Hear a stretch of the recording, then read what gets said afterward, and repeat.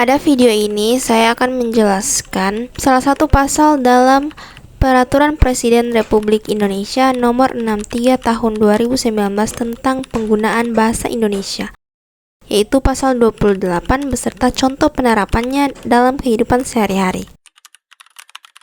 Pasal 28 Peraturan Presiden Nomor 63 Tahun 2019 menegaskan bahwa bahasa Indonesia wajib digunakan dalam seluruh komunikasi resmi baik di lingkungan kerja pemerintah maupun swasta. Komunikasi resmi ini mencakup interaksi yang berkaitan dengan tugas dan fungsi lembaga dilakukan secara lisan maupun tertulis, termasuk media elektronik. Ketentuan ini bertujuan menjaga kejelasan informasi, keseragaman bahasa, serta identitas nasional dalam aktivitas formal. Pasal 28 berbunyi, ayat 1, bahasa Indonesia wajib digunakan dalam komunikasi resmi di lingkungan kerja, pemerintah, dan swasta. Ayat 2, komunikasi resmi sebagaimana dimaksud pada ayat 1 merupakan komunikasi antar pegawai, antar lembaga, serta antara lembaga dan masyarakat yang terkait dengan tugas dan fungsi lembaga pemerintah dan swasta. Ayat 3, komunikasi resmi sebagaimana dimaksud pada ayat 1 dilakukan secara lisan dan atau tertulis. Ayat 4, komunikasi resmi secara lisan dan atau tertulis sebagaimana dimaksud pada ayat 3 dapat menggunakan elektronik. Ayat 5, komunikasi resmi di lingkungan kerja sebagaimana dimaksud pada ayat 2 berupa disposisi, instruksi, verifikasi, konsultasi, advokasi, pengarahan, perundingan, wawancara,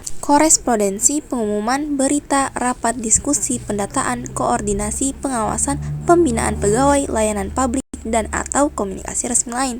Contoh penerapannya dapat dilihat dalam kehidupan sehari-hari di kantor. Misalnya, ketika pimpinan memberikan instruksi kepada pegawai, baik secara lisan dalam rapat maupun secara tertulis melalui surat atau email. Bahasa yang digunakan harus bahasa Indonesia. Begitu pula surat menyurat resmi, disposisi pimpinan, notulen rapat, dan pengumuman kantor wajib menggunakan bahasa Indonesia. Selain itu, komunikasi resmi juga dapat dilakukan melalui media elektronik. Contohnya, instruksi kerja yang disampaikan melalui grup WhatsApp kantor, email dinas, atau pengumuman di website instansi. Hal ini berlaku agar informasi dapat dipahami secara jelas, seragam, dan tidak menimbulkan kesalahpahaman. Dalam pelayanan publik, penerapan pasal 28 tampak saat petugas menjelaskan prosedur layanan, melakukan pendataan, atau wawancara kepada masyarakat. Semua bentuk komunikasi tersebut harus menggunakan bahasa Indonesia sebagai bahasa resmi negara. Dengan demikian, pasal 28 bertujuan menjaga kedudukan bahasa Indonesia sebagai bahasa persatuan sekaligus memastikan komunikasi resmi berjalan efektif dan profesional.